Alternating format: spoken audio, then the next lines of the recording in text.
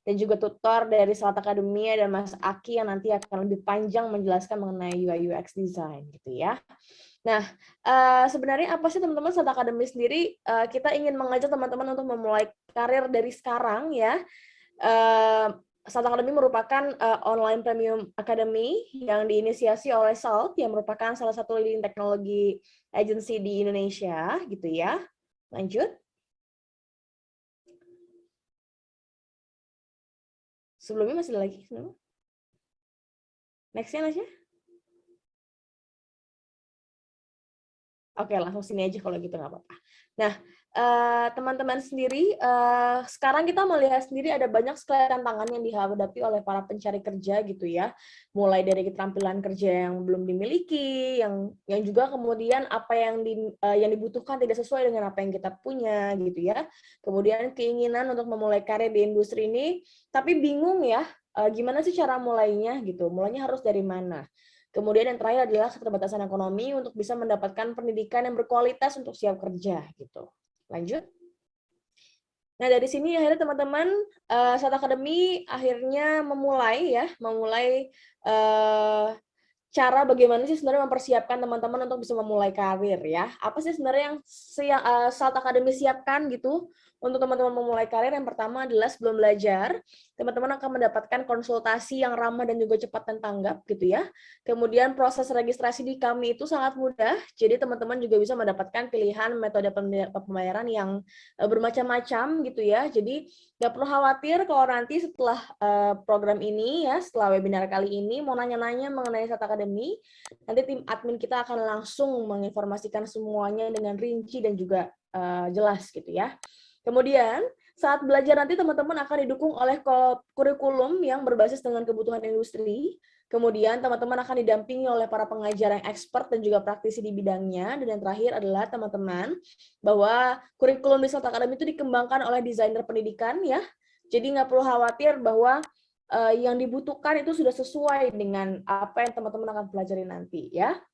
Dan yang terakhir, setelah selesai belajar, teman-teman akan mendapatkan 100% guaranteed job placement gitu ya. Kemudian teman-teman akan didapat dukungan dari hiring partner kami gitu ya. Ada macam-macam, ada banyak banget, ntar saya sebutkan. Lalu kemudian teman-teman akan mendapatkan sesi karir dan juga persiapan pekerjaan gitu ya. Jadi jangan khawatir. Terus akan dievaluasi teman-teman mulai dari sistem interviewnya, kemudian cara membuat CV-nya, sampai mengelola portfolionya nanti akan dibantu untuk disiapkan. Gitu. Lanjut. Kayaknya ada yang ke-skip aja. Oh iya, boleh lanjut berarti. Setelahnya. Oke, nah ini salah satu pembuktian keberhasilan daripada alumni Salt Academy, teman-teman. Dari 100%, 89,21% itu sudah mendapatkan job opportunities ya, teman-teman.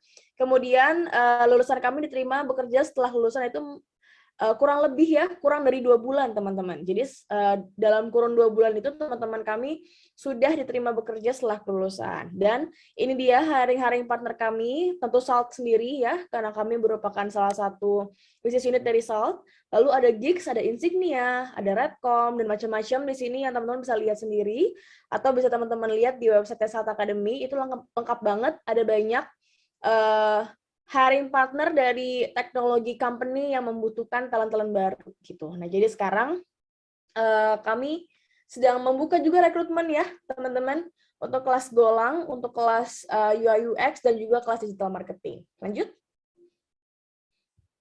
Nah, ini dia beberapa kata alumni dan juga hiring partner gitu ya, mulai dari pengalamannya mereka, kemudian culture-nya di Salt Academy itu seperti apa gitu ya, kemudian dari hiring partner juga melihat bahwa lulusan-lulusan Salt Academy itu berasal dari banyak background, jadi itu menjadi salah satu tambahan knowledge untuk para hiring partner dan juga teman-teman Salt Academy itu diajak untuk memiliki integritas yang tinggi. Jadi teman-teman jangan khawatir secara hard skill akan diajarin, tapi teman-teman juga akan dibantu secara soft skill gitu.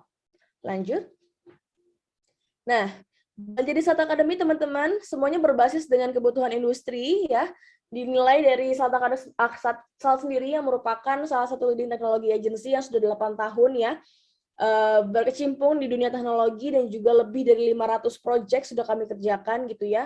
dengan beberapa holding clients gitu, ada Mandiri, ada BPTPN, DBS, ada FMCG juga, ada Danone, ada Unilever, sampai ke yang berhubungan sama finansial, ada Pegadaian gitu ya.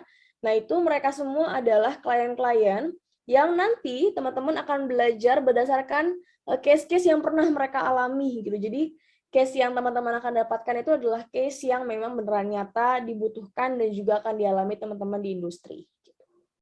Lanjut. Nah, ini juga teman-teman akan diajari oleh para expert dan juga praktisi ya. Kita lihat ada mukanya Mas Aki ya di sini yang sudah berpengalaman bertahun-tahun di UI UX. Silakan digali aja ilmunya dari Mas Aki gitu ya. Dan para praktisi lainnya yang sudah berkecimpung mulai dari teknologi, ada dari digital, ada dunia marketing gitu ya. Nanti teman-teman akan langsung belajar dari para ahlinya gitu. Lanjut. Nah, sistem belajar di Saat Akademi sendiri dikembangkan oleh desainer pendidikan ya. Jadi desainer pendidikan itu sudah berpengalaman di berbagai lembaga pendidikan Inggris, di Australia, di Indonesia gitu ya. Yang nanti ditransformasikan ke dalam 4 sistem ini. Jadi sistem belajar aktif berbasis project, teman-teman akan di-mentoring setiap hari. Kemudian teman-teman akan mendapatkan penilaian yang komprehensif gitu ya, berdasarkan dengan indikator-indikator yang jelas ya, bukan berdasarkan dengan subjektivitas pengajar. Kemudian teman-teman akan didukung oleh software manajemen gitu ya. Jadi teman-teman akan belajar dengan menggunakan Microsoft Teams dan juga Jira, nanti sama seperti yang kita biasa pakai di Salt gitu. Lanjut. Nah, tadi seperti yang saya sudah bilang ya teman-teman, untuk di bulan Maret depan ini ya, pembukaannya sudah tinggal seminggu kurang lebih ya. Seminggu lagi teman-teman silakan. Ini adalah minggu terakhir untuk teman-teman bergabung di kelas Google Language gitu ya.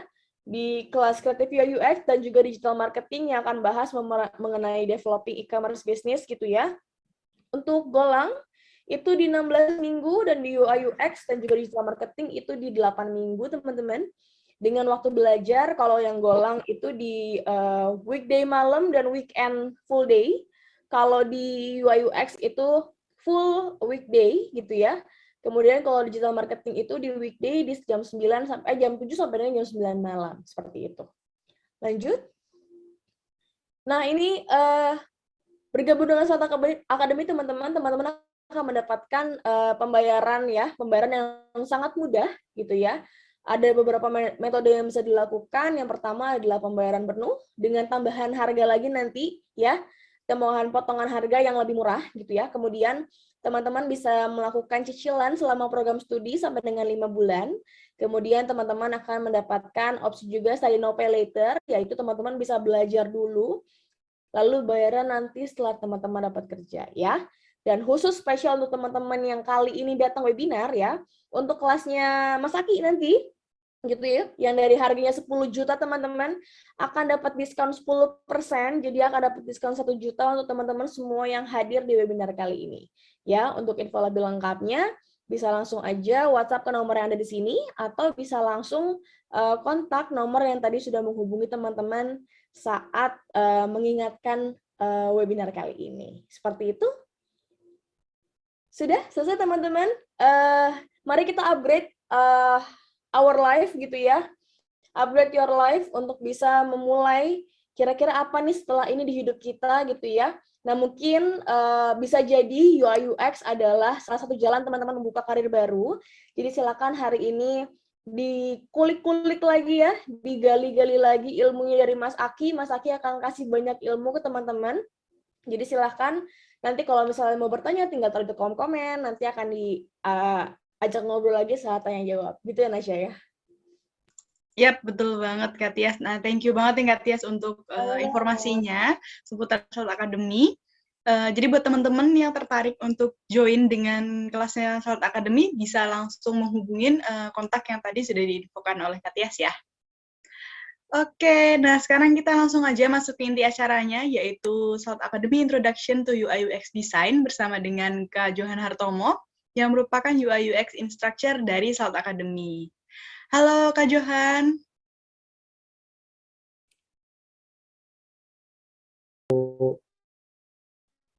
sesi ini ada 67 orang bakal bingung kan ngomongin apa. Tapi kalau misalnya orangnya terkenal itu akan lebih mudah. Misalnya saya ambil satu gambar inilah ya. Misalnya kita kasih nama siapa misalnya. Kalau misalnya yang seperti ini, oh ini ada kayak Jisoo Blackpink. Oh, ini kayak Jisoo. Kenapa suka kayak Jisoo? Nah itu nanti ada alasan-alasannya boleh dijawab ya, Ferry ya. Kayak Jisoo. Nah misalnya ini ada satu sosok perempuan yang saya ngeliat, wah dia cantik nih ya, rambutnya panjang, senyumnya manis ya. Ini kita boleh tulis deh siapakah dia. Nah misalnya kita kasih nama dulu deh biar kita gampang. Misalnya namanya siapa nih? Apakah dia namanya Jisoo atau siapa? Ada yang tahu ini siapa? Pada kenal? Muhammad Nur Hidayat. Oh, diam aja, kenal sih sendiri. Oh, nggak kenal, orang kenal. Oke. Ada yang tahu nggak ini kira-kira siapa? Wah, pada tahu ya. Aziza tahu, oh, ini pada paham ya. Nah, dia namanya Lisa. Misalnya saya nggak pakai nama asli deh, saya kasih nama misalnya namanya Lilis lah, Lilis ya. Lilis. Oke. Supaya Dream Girl ini bisa kelihatan lebih realistis ya, supaya dia bisa nanti gampang didekati. Kita misalnya anggaplah si Lilis ini tinggalnya di mana misalnya. Kalau misalnya di Korsel, mungkin kita nganggap, wah ini kayaknya Dream Girl yang nggak realistis gitu ya. Misalnya Lilis tinggalnya di daerah mana misalnya, teman-teman di sini banyak kan dari daerah mana. Kita mungkin berharap kalau misalnya punya calon pasangannya satu kampung kali, gampang dikenal atau gampang dideketin ya. Saya Bekasi, Lilis ini orang Bekasi. Ya, misalnya ya Lilis, Bekasi, usianya berapa nih kira-kira? Depok, right. Bekasi, usianya kira-kira berapa? Lilis 23, 25 ya, 23 ya, 23. Tentunya di perempuan ya, kalau misalnya bentukannya seperti itu. Lalu kita bisa nambahin lagi informasi yang kira-kira kalau misalnya kita mau gali ya si Dream Girl ini, si Lilis ini dia di Bekasi, terus kerjanya apa misalnya?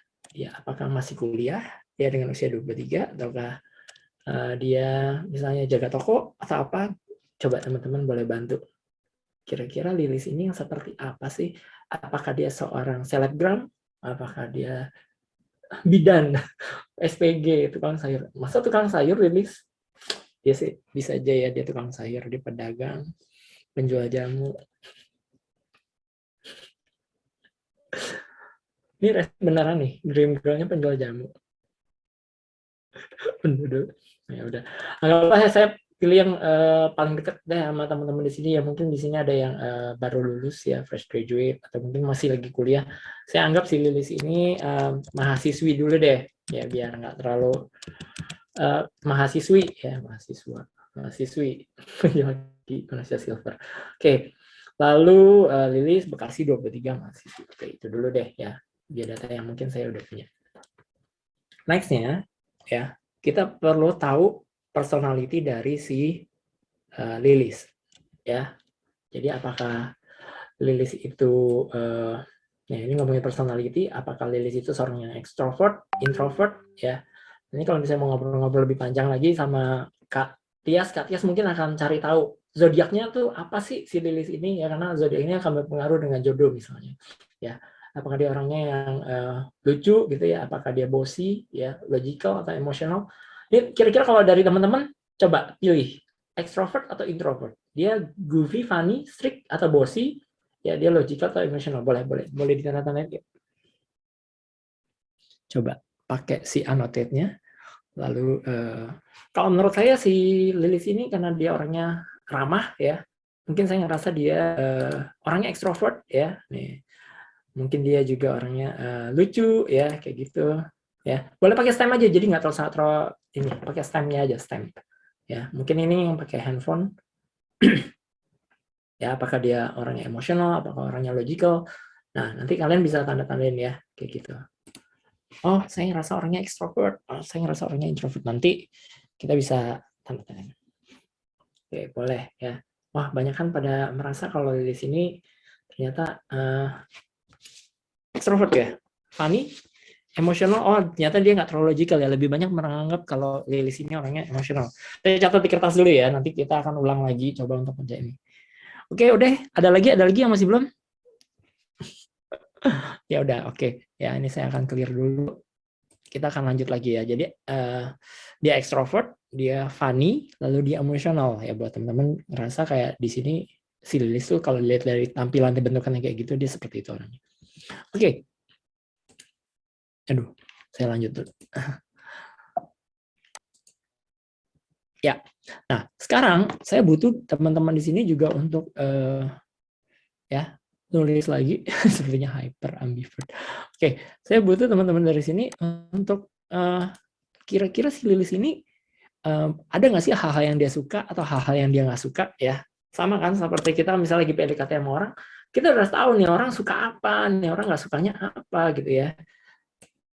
Kalau menurut Ahmad dia suka seblak, misalnya dia suka seblak. Oke, saya akan tulis di sini dia suka seblak. Suka boneka teddy bear. Ya. Nah, oke, itu kalau barang-barang ya. Ini saya udah tulis ada 2 di sini boneka teddy bear. Seandainya kalau misalnya ngomongin soal bukan makanan, bukan barang, dia kesukaannya apa? Misalnya dia suka cowok yang seperti apa? Nah, kita bisa tulis nggak misalnya? Dia suka traveling. Nah, itu salah satu hobi yang lain ya, traveling. Dia suka nyanyi. Ya, suka perhatian, ya pastilah. Oke, lalu demen cowok gamers. Kenapa bisa Jonathan Daniel menganggap kalau misalnya si Lilis ini suka cowok gamers? Atau berharap aja kalau karena Jonathan Daniel cowok gamers, ya berharap Lilis suka sama cowok gamers. Nah, ya. Misalnya apalagi nih yang dia suka nih? Dia suka traveling, suka nyanyi, dia suka seblak. Jadi suka cowok tinggi. Oh, dia suka cowok yang tinggi ya. Cowok tinggi. Nah, mental talk. Suka cowok tinggi, cowok humoris ya. Suka yang wangi. Suka sedekah ya. Misalnya saya tulis beberapa aja dulu ya. Misalnya tadi cowok tampan, good looking, dan good dompet. Ya, suka main TikTok ya. Coba berduit. Ya. Ya, ini sih bukan materialistis tapi mungkin realistis kali ya. Oke, cowok tinggi, humoris, suka main TikTok misalnya ya. Oke, ini saya tulis dulu. Nah, jadi dengan kita tahu si Lili sukanya apa, entah itu misalnya kita udah punya data tentang, oh dia suka seblak nih, berarti kalau misalnya lagi mau PDKT lain kali dia kita ajak aja misalnya seblak, makan seblak ya. Terus kalau misalnya dia lagi pengen kado gitu ya, karena kita tahu Lilis suka ngumpulin boneka teddy bear. Nah, kita kan seenggaknya gampang nih. Oh, dengan adanya teddy bear, ini jalan di mana dia bakal happy nih, gitu kan. Nah, kalau kita udah tahu kayak gini-gini, ini akan memudahkan kita untuk oh, berarti hal-hal yang dia suka ini kebaca ya. Oke, next. Kita lanjut lagi. Nah, kita udah tahu hal-hal yang dia suka, lalu kita coba gali lagi nih, ya. Kita kan lagi pengen tahu nih Lilis ini seperti apa sih. Nah, coba kita gali lagi. Ada nggak sih hal-hal yang nggak disuka sama Lilis? Coba teman-teman boleh nggak? Dia nggak suka ribet. Dia nggak suka ribet kenapa? Misalnya dia nggak suka apa maksudnya? Dia nggak suka cowok pendendam. Dia nggak suka kecoa. Dia nggak suka diselingkuhin. Oke, misalnya dia nggak suka kecoa. Dia nggak suka disloyalty ya, dishonest ya. Apa sih diselingkuhin? Dia nggak suka cowok yang nggak jujur gitu ya misalnya. Ini hal yang dia nggak suka. Nggak suka apalagi ya teman-teman. Nggak suka warna mencolok, oh berarti dia demen warna yang kalem ya, dia nggak suka warna yang mencolok. Warna mencolok itu maksudnya apa sih? Warna kayak gimana tuh mencolok? Dia nggak suka bubur yang nggak diaduk misalnya, ya ini lucu nih. Isi deh bubur nggak diaduk dia nggak suka ya, makan bubur ya namanya bubur harus diaduk. Nah misalnya kayak gitu, dia nggak suka dipermainkan. Nah ini agak kurang detail nih, nggak dipermainkan maksudnya gimana nih? Dibohongin kah atau dia main? Dia nggak suka kayak Mas Aris, nggak suka di ghosting. Ya misalnya dia nggak suka di ghosting gitu ya. Oke. Udah cukup. Ya jadi tadi kita udah punya beberapa informasi tentang Lilis nih, menarik ya. Jadi kita tadi tahu Lilis Bekasi 23 dia mahasiswi misalnya, lalu dia extrovert, introvert. Tadi kita ya dia extrovert, dia funny, lalu dia emosional misalnya. Lalu dia ada hal yang dia suka dan ada hal-hal yang dia nggak suka.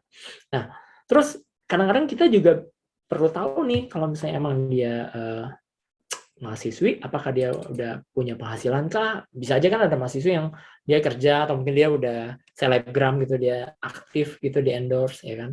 Nah, dengan adanya informasi-informasi ini ya tentu kita juga bisa jadi tahu ya apa aja sih yang kira-kira relate. Jadi kalau misalnya salarynya antara 1 bulan dia punya penghasilan sekitar 2-3 juta misalnya ya. Oh, berarti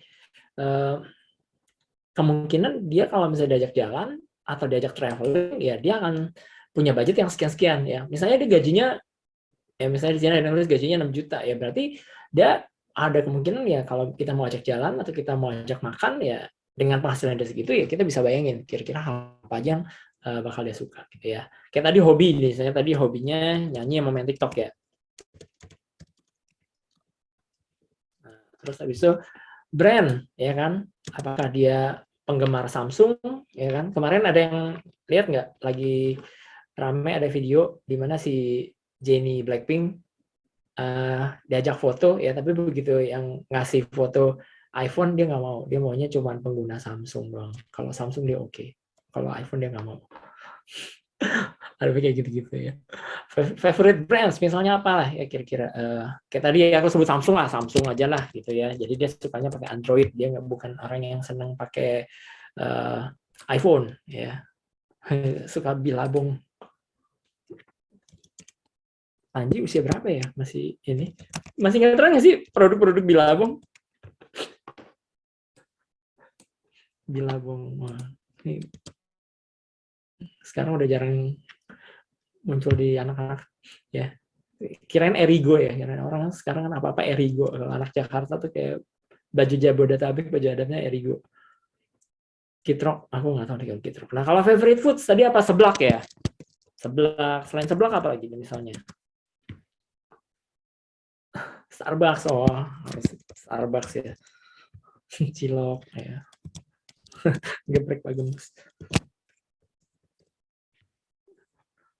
Aja anak Ciledug apa orang Bekasi sih geprek Pak Gembus? Ya, oke, favorite music atau movies? Coba teman-teman di sini. Ada yang layangan pegat, layangan pedot, Pamungkas, musiknya Pamungkas. Itu The Bone ya? Bambang Pamungkas kan. Oke, jadi udah janji. Ya oke, jadi misalnya kita udah punya informasi ini juga. Nah, more deeper, aduh ternyata kalau misalnya untuk deketin satu orang ya, untuk tahu dream girl ya, banyak ya informasi yang harus kita gali. Jadi nggak cuman aku suka sama ini orang karena rambutnya panjang lalu selesai udah, nggak ya. Tapi kita bisa bangun nih untuk ngedefine yang namanya. Jadi di sini adalah tahapan gimana kita mau ngedefine the dream girl ya. Jadi kita gali terus ya lebih dalam lagi. Insecure of dia misalnya hal-hal yang membuat dia ngerasa insecure ya. Tadi ada yang nulis being fat. Terus dia mau nyari apa sih gitu. Nah ini kalian nanti bisa isi-isi ya. Want to find. Lalu I need apa sih in a man ya kan. Lalu dia struggling dengan apa. Goals in life. Nah ini kita nggak akan gali terlalu dalam juga ya. Karena nanti waktunya juga nggak cukup. Kita lanjut dulu deh ya. Dan sekarang adalah ngomongin soal kalian. Misalnya teman-teman di sini yang mau deketin Lilis. Tahapan-tahapannya apa sih ya. Kita coba lihat diri kita sendiri. Oh, nah ini apakah sudah equal? Apakah kualitas yang kita punya itu sudah bisa jadi modal kita untuk ngedekatin si Lilis ya. Nah ini tahapan dimana kita mau coba lihat become you, help you to become a better man. Jadi misalnya tahapan ini ya, let's boost up the confidence. Kira-kira ya apakah kalian pinter, apakah kalian humoris ya, pantang menyerah, soleh ya, sayang ibu gitu-gitu. Nah ini coba ya, tadi kan lihat Lilis dia punya keinginannya ini, dia itu hal yang dia nggak suka tuh seperti itu ya. Kira-kira kalau ngelihat kayak gitu, sekarang kualitas apa sih yang sebenarnya kalian lagi tawarin? Kalian tadi memutuskan untuk mau coba dream girl-nya kayak Lilis gitu, boleh nggak bantu? Apa sih yang sekarang kalian bisa banggakan gitu ya dari diri kalian? ya, supaya kita bisa punya confidence untuk punya perjodohan dengan si Lilis ini. Coba. Sayang Mas Aki. Kerja keras, oke, good ya, kerja keras. Orangnya bekerja keras, ramah lingkungan, oh sustain ya. Jujur, suka menabung, mau belajar. Bertanggung jawab ya, bertanggung jawab misalnya. Bertanggung jawab, apalagi kaya raya itu ngerasa udah punya modal kaya raya, good ya. Jadi untuk mendekati Lilis pun juga tentunya jadi lebih percaya diri ya. Seorang sultan ya, kaya raya ya. Oh, pecinta kucing, mungkin karena tadi Lilis dibilangnya dia, tapi nggak disebutin kan ya, kalau misalnya Lilis itu pecinta kucing atau dia pecinta hewan atau enggak. Apa coba kita tulis dulu ya, pecinta kucing ya. Ini akan jadi satu modal nggak sih gitu ya? Oh, apakah mungkin maksudnya bukan cuma sekedar punya Vespa Matic, tapi dia kolektor barang-barang antik gitu ya? Vespa Matic, punya Vespa Matic. Lalu good manner, Mercedes, anak presiden. Perfeksionis, afiliator, ya, kayaknya afiliator ya. Nah, ini dulu deh.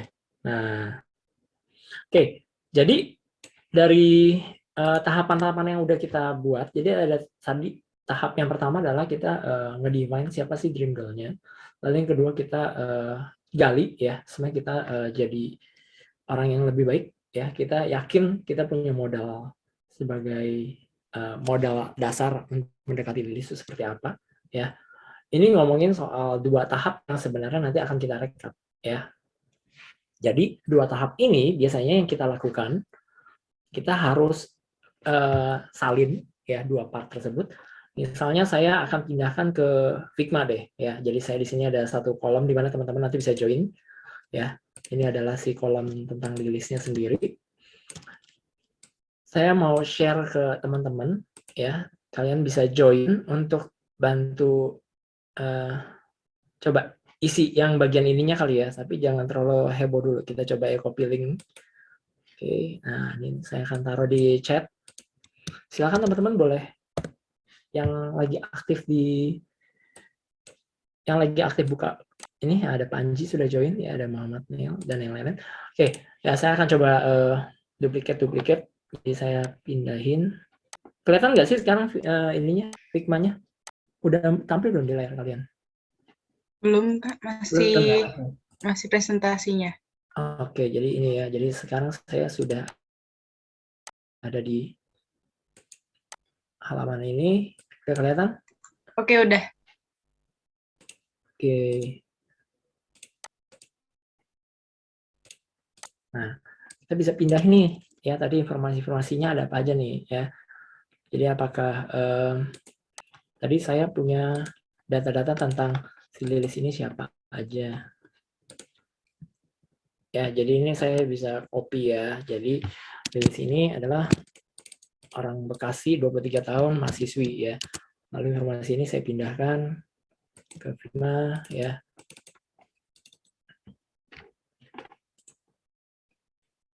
Ini saya bisa tambahin. Ya, ini aduh kecil banget nggak kelihatan. Nah, terus habis itu nih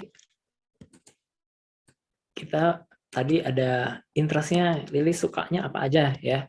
Ini saya juga bisa pindahin.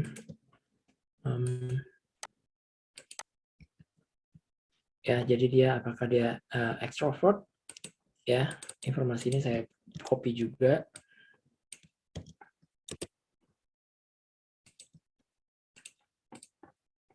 Nah, ini kalian bisa nih, bisa geser-geser nggak? Kalian bisa ngedit atau cuma bisa lihat-lihat dong? Ya, nih tadi dia informasinya nih.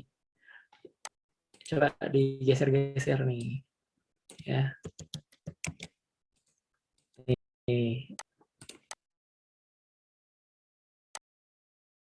Bisa pindah ini aja ya, slidernya aja. Lalu juga Tadi apa lagi ya? Informasi yang tadi saya udah punya. Oke, dia hal yang disuka. Ini saya copy aja begini biar cepat.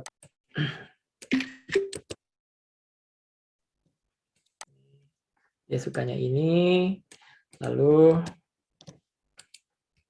yang nggak disuka ini.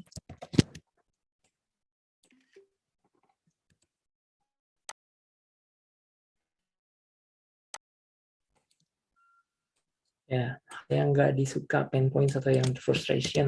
Ini saya taruh di sini. Nah, apa lagi nih informasi-informasinya? Coba kita cari-cari lagi. Tadi dia ada ngebahas soal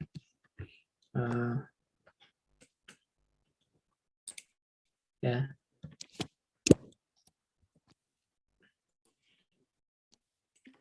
Oke.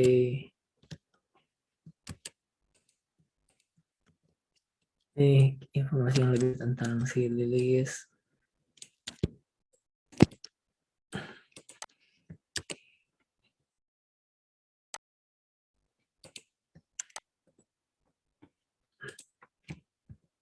Ini tadi ya more deeper ya, dia takut apa aja. Ini tadi kita juga copy aja.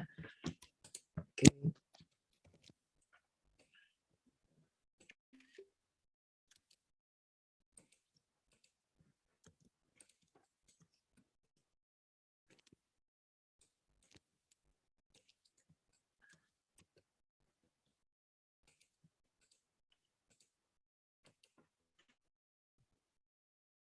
Oke. Lalu ya boleh teman-teman balik lagi ke layar ya. Oke, sekarang kita masuk lagi ke part di mana kita harus mulai nandai nih ya, boost up the confidence tentang tadi ada 8 karakter yang dianggap sebagai modal dasar untuk kita bisa deketin Lilis, misalnya kayak gitu ya. Nah, di sini saya akan masuk ke dalam namanya tahapan Crazy 8. Jadi ini saya akan balik lagi ke Figma. Ya, teman-teman di sini. Ini kan ngomongin soal Lilis ya. Nah, saya punya satu screen lagi, ini namanya Crazy 8. Ya, ada yang mungkin pernah dengar istilah Crazy 8 ya. Jadi ini akan saya pindahin aja, jadi taruh di sini biar data dari sampingnya saya akan taruh Crazy 8 ya. Crazy 8 ini ya, tadi silahkan kita bisa isi tentang ada 8 karakter yang dianggap sebagai modal dasar. Kira-kira ini bisa ngedeketin Lilis itu gimana sih caranya gitu ya. Oke, saya akan copy ya. Ini saya akan taruh di Figma. Oke, teman-teman mungkin boleh ada yang bantu isi satu kotak ya. Ini yang satu ditulis kerja keras, jujur, bertanggung jawab ya. Pakainya apa? Di sini ada tools namanya text ya, pencet huruf T. Jadi dari kalian. Nah, ini silahkan boleh dipindahkan ya. Nomor 1 berarti kerja keras, nomor 2 jujur ya, bertanggung jawab, kaya raya, pecinta kucing, punya face romantic, good manner, afiliator. Coba boleh ya ditaruh-taruhin dulu ya. Good manner tadi nomor 7 ya, good manner boleh taruh. Aduh, geser. Afiliator, lalu juga ya, oke, boleh ditulis agak cepat supaya kita bisa langsung. Udah ada kaya raya ya, afiliator, pecinta kucing, good manner. Tadi bertanggung jawab ya, bertanggung jawab nih belum kelihatan, belum ada yang nulisin.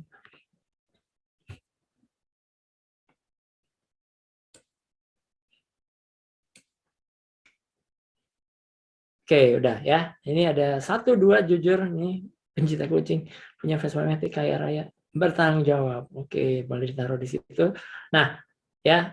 Oke, sudah ya, kita udah punya ada 8 kualitas yang dianggap sebagai 8 kualitas yang dianggap ini bisa membuat kita sebagai misalnya orang yang mau mendekati Lilis ya. Kita punya 8 kualitas ini dan kita menganggap 8 kualitas ini mudah-mudahan ya bisa membuat Lilis segera melihat kualitas tersebut dan jatuh hati gitu ya. Nah, 8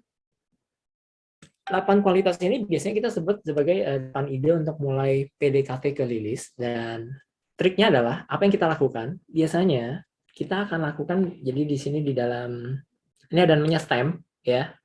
Nah, ini untuk PDKT kan kita nggak bisa dong langsung muncul dalam 8 karakter sekaligus. Biasanya kita kan akan PDKT dengan satu yang dianggap paling utama. Jadi yang dilakukan dalam proses ini biasanya kita harus vote ya, kita lakukan voting.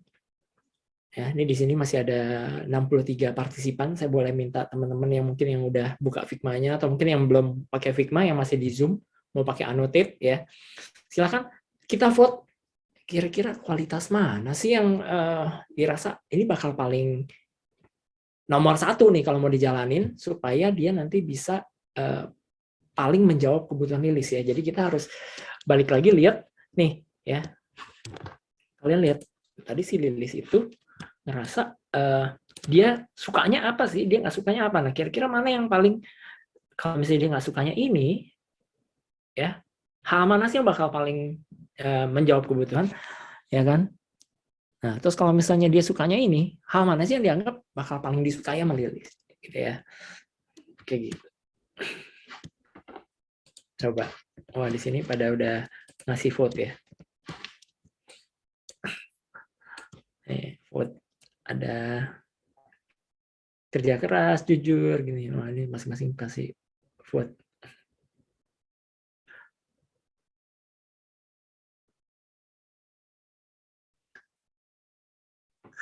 Ya ini udah ya, semuanya udah banyak kan pada kasih vote.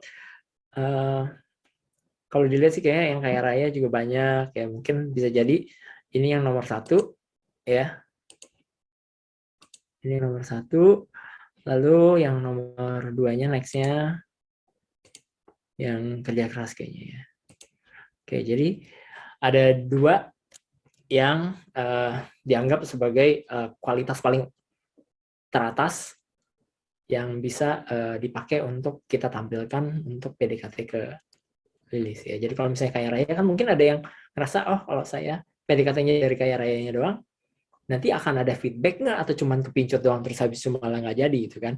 Ada yang ngerasa oh kalau saya nampilin dulu pakai, nah tentunya nanti akan ada ukuran kita akan timbang-timbang mana yang kira-kira paling efektif untuk mendekatin. Nah, oke ya, udah ya teman-teman di sini. Udah mau selesai kita workshopnya. Yang pasti sekarang saya akan balik lagi ke slide kita ya. Jadi saya akan screenshot dulu ya untuk nandain hasil dari voting kita. Oke. Dan kita balik lagi ke presentasi kita. Ya, ini saya boleh clear dulu annotate-nya. Nah, ya. Tahapan ini yang setelah kita udah coba, tadi berarti ada 2 ya. Tadi kaya raya. Nah, kalau kaya raya, kalau kalian memang udah kaya raya ya it's okay. Tapi kalau misalnya belum ya berarti kita ngandalin nomor 2 kerja keras ya. Nah, ini grand plan-nya. Jadi yang lagi tadi kita kerjakan di sebelah kiri, ini disebut dengan user persona. Jadi yang sedang kita kerjakan dari tadi itu sebenarnya kita lagi belajar kalau di dalam UX itu kita sedang membuat yang namanya user persona ya. Jadi goals-nya seperti apa, frustration-nya seperti apa, bio-nya seperti apa, brand-brand apa yang disuka ya. Ini membantu untuk kita ngukur kira-kira kalau memang si Lilisnya sendiri ternyata udah kaya raya, mungkin dia nggak mencari cowok yang kaya raya juga. Mungkin dia akan mencari yang kaya oke ya, tapi dia harus punya kerja keras. Nah, jadi kita ngelihat hubungannya dari apa yang dibutuhkan, ya, apa yang disukai, apa yang nggak disukai dari Lilis, dan kita baru munculin tuh kelebihan-kelebihan yang nggak bisa cuma serta-merta. Lilis tadi nggak ada hubungannya dengan misalnya dia nggak membahas tentang dia pencinta hewan atau enggak. Tapi kita misalnya mau coba nunjukin kalau kita tuh pencinta hewan. Nah, karena ini agak kurang relate dengan apa yang disukai ataupun apa yang tidak disukai Lilis, mungkin kualitas itu bisa kita taruh belakangan. Jadi ya ibaratnya ya bonus lah kalau ternyata Lilis juga suka kucing. Tapi kalau ternyata Lilis nggak suka kucing, nanti kan di situ malah jadi konflik ya. Jadi hal-hal kayak gitu membantu kita untuk menentukan mana sih yang paling terutama kalau misalnya kita ngomongin antara klien sebuah produk dengan user yang lagi dicapai, yang lagi mau dituju, ya user target kita, hal-hal tersebut itu akan membantu kita untuk memutuskan, ya. Oke, jadi tahapan tadi kita lagi belajar user persona, lalu ini adalah contoh user persona yang real, ya untuk ini dari company South, ya. Jadi ini dari punya Mas Brian. Jadi tim UI UX akan bikin persona seperti ini, di mana ada goal, ada pain point, ada bio-nya. Lalu di sini juga ada tentang informasi-informasi yang berhubungan dengan produk tersebut. Ya, jadi ini yang tadi kita lagi coba-coba buat, ini sebenarnya sama ya di dalam dunia kerja untuk teman-teman yang bekerja dalam dunia UI UX, ya ini yang dilakukan. Ya. Oke, lalu berikutnya, ya tadi kita tentuin tentang ada beberapa kualitas ya, help you to be a better man. Sebenarnya kita lagi belajar apa sih? Kita lagi bikin UX sitemap. Jadi kalau ngomongin website, tadi misalnya kita nganggap yang paling utama dia kaya raya, berarti kita harus tunjukin paling awal banget kalau dia itu kaya raya. Oke, misalnya itu nggak menjawab kebutuhan dari si Lilis. Ya, misalnya dia butuhnya misalnya orang yang kerja keras, berarti kita bisa tunjukin ya part mana yang dianggap sebagai sesuatu yang krusial, yang kira-kira Lilis pengen lihat nih orang yang kerja keras, nah itu langsung ditampilin. Lalu tahapan-tahapan yang lain itu mungkin bisa disusun jadi kurang prioritas tapi tetap ditampilkan. Nah, ini yang dinamakan dengan sitemap ya. Jadi kalau misalnya tadi kita ngomongin soal information architecture, Lilis perlu tahu kan 8 kualitas terbaik, tapi mana sih yang paling duluan, mana yang paling prioritas, itu keilmuannya ada di dalam UX sitemap atau di dalam information architecture. Ya, itu yang sedang kita pelajari malam ini. Oke, nextnya tadi kita ngapain aja sih ya? Jadi kayak tadi kita ngorek-ngorek tentang persona, yaitu tentang si Lilisnya, lalu kita juga ngelihat kemungkinan-kemungkinan kita sebenarnya kelebihannya apa sih ya? Lalu juga tadi kita lakukan voting ya, decide on the best. Nah, ini sebenarnya tahapan-tahapan inilah yang kita maksud dengan design sprint. Jadi kalau misalnya kita lagi belajar ya dalam tahapan, user saya seperti ini, lalu kelebihan dari klien saya seperti ini, lalu mana yang kira-kira harus diputuskan paling pertama. Dan kalau memang tadi ngerasa, oh ini saya udah butuh nih namanya kerja keras, ataupun juga butuh nunjukin kalau si klien ini emang tajir gitu ya. Nah, kita bangun ya, impresi seperti itu disebut dengan membangun prototype. Lalu kita tes ke target ya. Kita tes nih ke Lilis. Nah, ini namanya date night misalnya kayak gitu. Ya, jadi ini tahapan design sprint.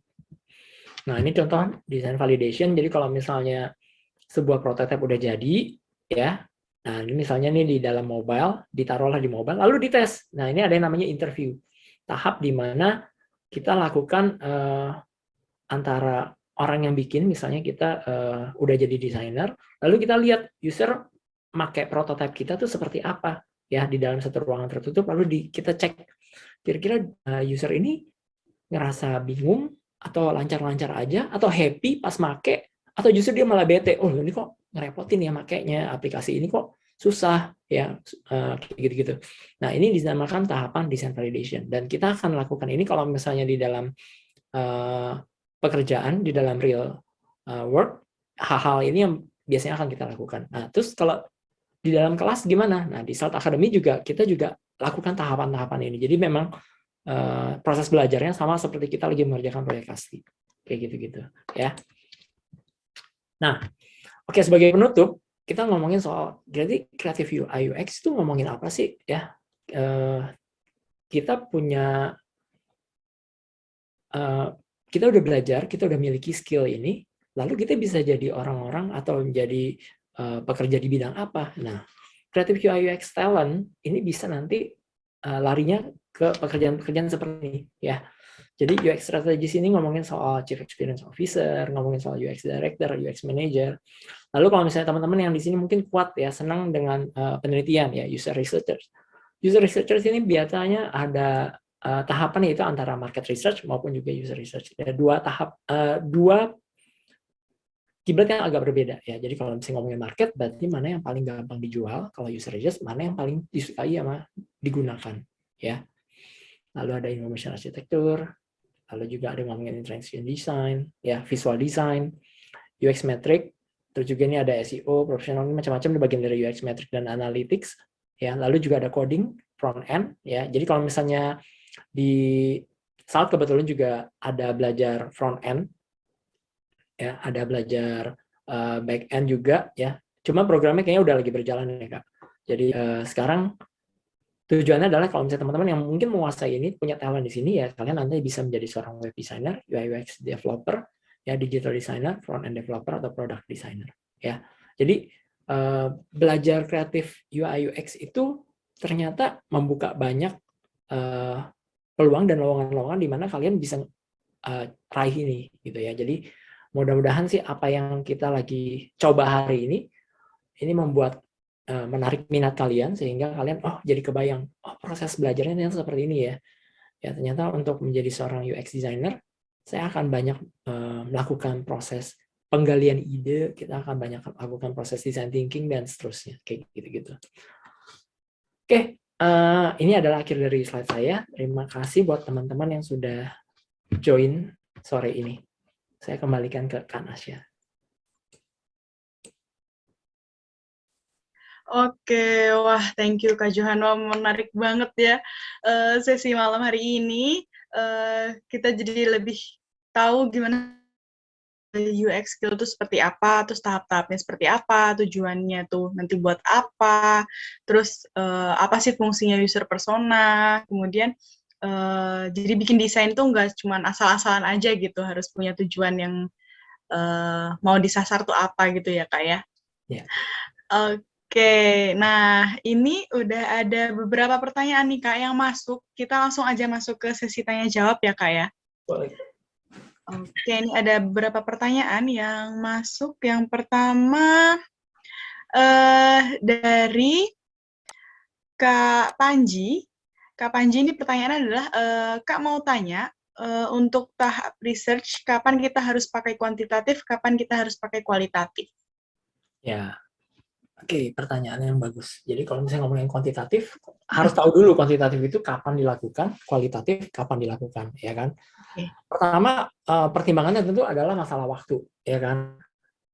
Dan kalau ngomongin soal user research, ada yang memang jenis-jenis produk yang memang harus dilakukan user research, tapi ada juga kadang-kadang jenis produk yang kita skip research-nya, asalkan kita udah punya data research dari misalnya produk yang lain, ya. Jadi misalnya untuk sebuah produk yang memang kompetitornya udah cukup banyak, kadang-kadang ada yang lakukan dengan cara ya udah kita lihat aja research-nya dari produk yang udah ada, produk yang udah berjalan. Jadi produk baru ketemu sama produk yang udah berjalan.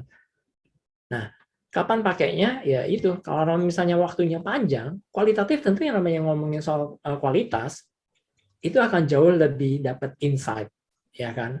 Tapi ada kalanya untuk dapat kualitatif kan kita harus interview, kita harus benar-benar dapatin insight karena memang kita tanya ya si user targetnya satu persatu. Nah, kenapa ada yang lebih suka pakainya kuantitatif? Ya, kuantitatif itu kan modelnya adalah kayak seberangket dan yang lain-lain itu lebih cepat. Ya, terus ngomongin angka juga tentunya akan lebih mudah untuk kita bisa ngelihat sesuatu data ini kayak ngerasa kalau memang saya bandingkan ternyata perbandingan rasionya adalah orang yang lebih suka ini dan orang yang lebih nggak suka ini kelihatan di situ. Ya, tapi kan kalau ngomongin insight ya balik lagi harus kualitatif kayak gitu-gitu. Jadi ngomongin case, ngomongin waktu, sama ngomongin ya memang kita butuhnya apa? Butuh big data, angka doang, atau memang kita butuh insight secara mendetail. Oke, sip. Gitu. Semoga menjawab ya pertanyaannya dari Kak Panji tadi. Sekarang kita next, Kak, ke pertanyaan selanjutnya. Ada pertanyaan dari Kak Samsul Hanan. Pertanyaannya adalah, malam Kak, saya Samsul Hanan.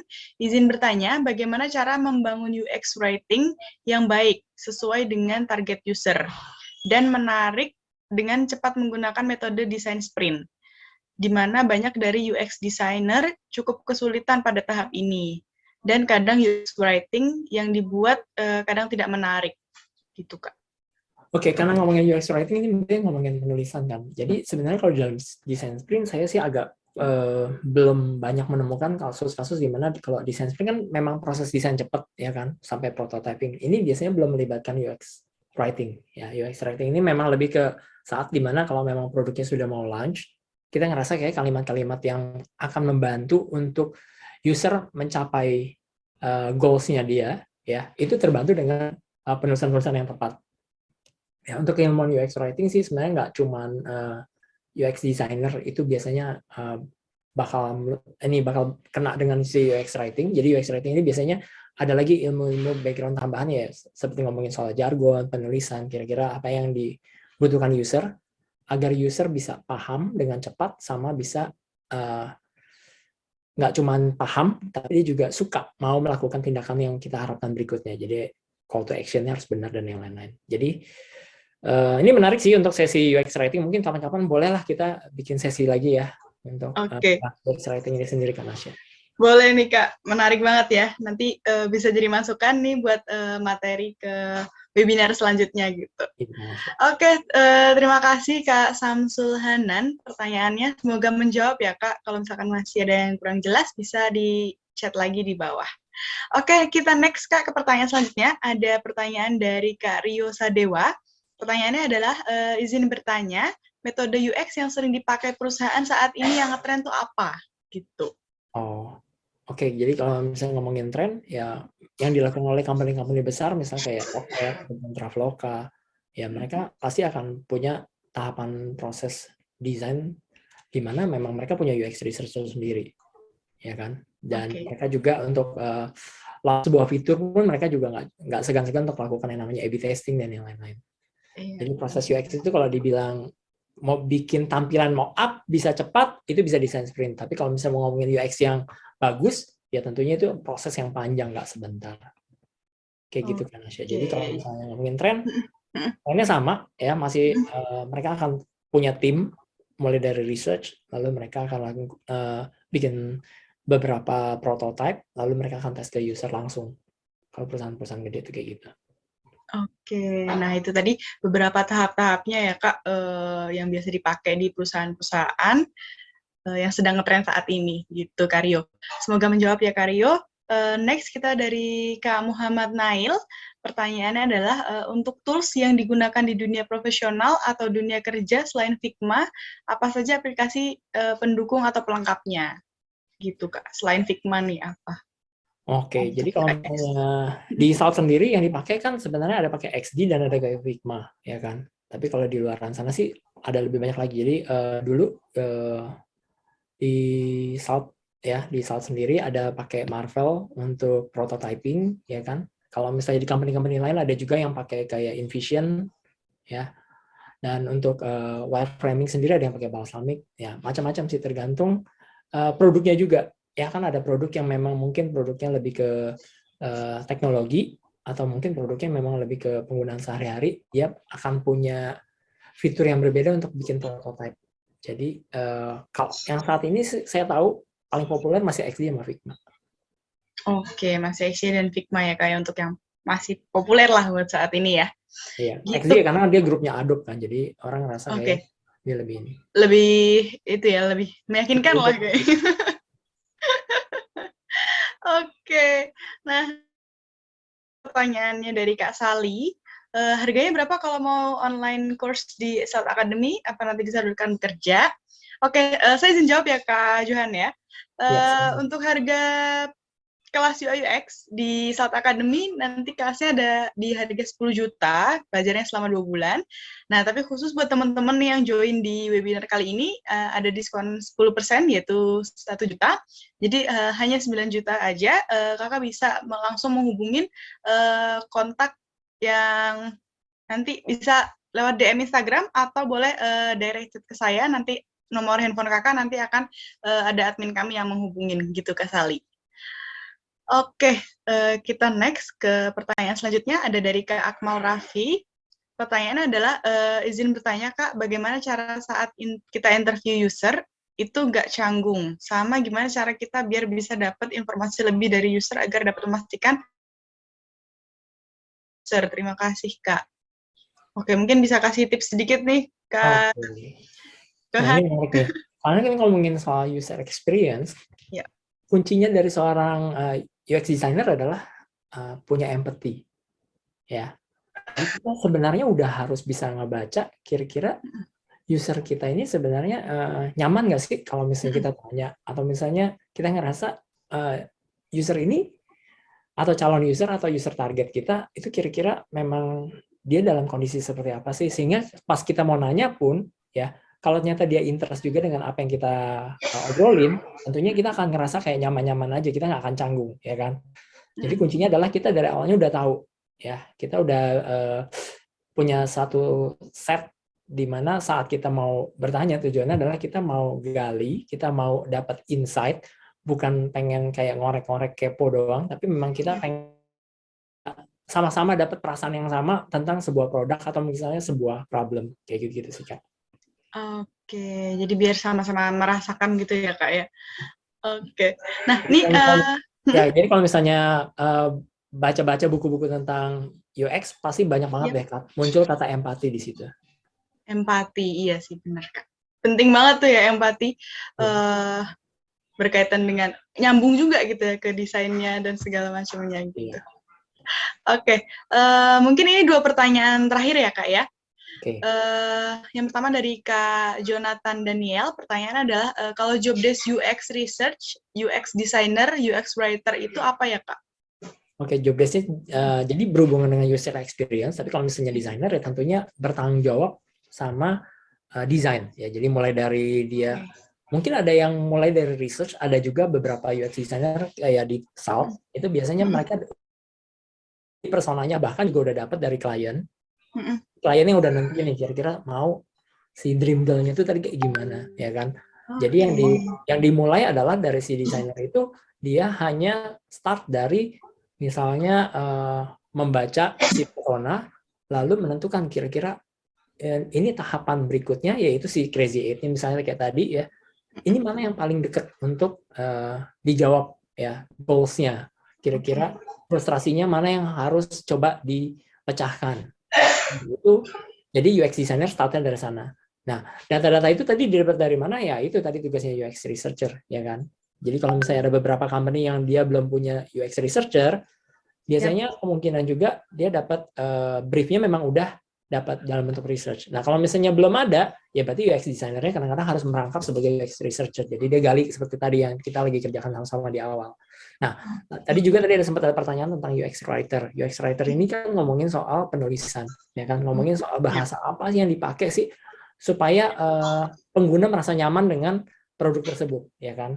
Apakah ini produk kok kesannya kayak ngajarin, apa ini produk kok kesannya kayak nyuruh-nyuruh merintah-merintah, ketimbang produk yang rasanya kayak dia ngajak atau nginvite atau bikin kita jadi seakan-akan kita kalau nggak pakai produk ini kayaknya rasanya kangen deh pakai produknya, jadi bawaannya buka lagi itu produk dan berkali-kali kayak gitu. Jadi punya job desk yang berbeda tapi tentunya semua berhubungan dengan user gitu. Oke, jadi semua job desk-nya beda-beda tapi intinya akan berhubungan dengan usernya gitu ya, Kak. Oke, kita ke pertanyaan terakhir. Pertanyaan dari Kak Wastian Salwa. Pertanyaannya adalah izin bertanya, dalam membuat sebuah desain UI UX ada standarisasi tertentu atau tidak? Apakah hanya terpacu pada research sesuai dengan kebutuhan market saja? Dalam membuat sebuah desain UI UX ada standarisasi. Nah, ini baliknya lagi adalah kita berada di tahapan apa dan memang target untuk penyelesaiannya seperti apa. Jadi beda company tentunya akan punya standar yang berbeda. Untuk kalau ngomongin soal UX, saya sih ngerasa kayaknya standarnya sih belum banyak. Tapi kalau misalnya ngomongin soal UI, ya ini sekarang sudah banyak tahapan-tahapan atau konsensi-konsensi yang memang mereka ngebahas tentang sebaiknya sebuah produk dianggap, kalau misalnya pakai istilah jadul ya, istilah user friendly. Nah, user friendly standarnya seperti apa sih? Itu ada tahapan-tahapannya. Terus kalau misalnya mau membuat sebuah produk yang inklusi ya, jadi misalnya bisa dipakai sama orang yang punya keterbatasan, mereka ada standarnya. Oh, kalau buta warna tuh seperti apa, ada WCAG dan yang lain-lain. Jadi kalau ngomongin soal UX sebenarnya nggak terlalu banyak, tapi kalau ngomongin UI, nah itu ada tahapan-tahapannya. Ya, jadi itu ada standarnya, ada pembahasan dan ada setiap tahunnya itu tentunya akan ada peningkatan lagi. Ya. Ada peningkatan. Ya. Oke, wah thank you banget nih Kak Johan untuk jawaban-jawaban dari pertanyaannya. Nah, buat teman-teman mungkin yang masih ingin bertanya, boleh langsung DM ke Instagramnya Salt Academy, nanti kita akan bantu jawab melalui Instagram. Gitu. Nah, Kak Johan, ini boleh dibantu dipilih satu penanya yang beruntung untuk mendapatkan satu buah power bank dari Salt Academy. Oke, Gitu. jadi banyak banget ya yang nanya-nanya ya. Iya, cukup banyak. Scroll dulu nih. Boleh di-scroll dulu. Nah, sambil nunggu Kak Johan pilih-pilih pemenangnya, nah untuk teman-teman yang mau tahu info lebih lanjut seputar Salt Academy atau mau tahu info-info webinar selanjutnya, bisa mengunjungi Instagram kami di @saltacademy.id atau bisa mengunjungi website kami di www.saltacademy.id gitu. Dan buat teman-teman nih yang mau bergabung dengan Salt Academy, bisa menghubungi nomor admin kami di 0821 1255 0707 gitu. Oke, gimana Kak Johan? Udah dapat pemenangnya? Saya rasa nih hari ini yang paling aktif ini ada namanya Mas Samsul Hanan ya. Samsul Hanan. Kayaknya aktif ngobrol dan aktif kasih ini suggestion. Jadi saya rasa kayaknya pemenangnya boleh lah Mas Samsul. Oke, nah selamat buat Kak Samsul Hanan. Nah, untuk Kak Samsul bisa langsung menghubungin admin kami yang tadi mengirimkan link untuk webinarnya untuk konfirmasi ke admin ya Kak ya, untuk proses pengambilan hadiah door prize-nya. Gitu. Oke, nah thank you banget nih Kak Johan. Terima kasih juga buat teman-teman semua yang udah bergabung di webinar ini. Nah, untuk teman-teman yang ingin mendapatkan sertifikat, boleh langsung menghubungi admin kami yang tadi mengirimkan link webinar. Dan untuk teman-teman yang mau tahu info lebih lanjut seputar Salt Academy atau info-info webinar selanjutnya, bisa langsung mengunjungi Instagram kami di @saltacademy.id atau website kami di www.saltacademy.id. Oke, teman-teman, saya akhiri. Terima kasih, selamat malam, dan sampai jumpa di webinar selanjutnya. Thank you, Kak Johan, sharingnya. Thank you. Happy weekend, guys.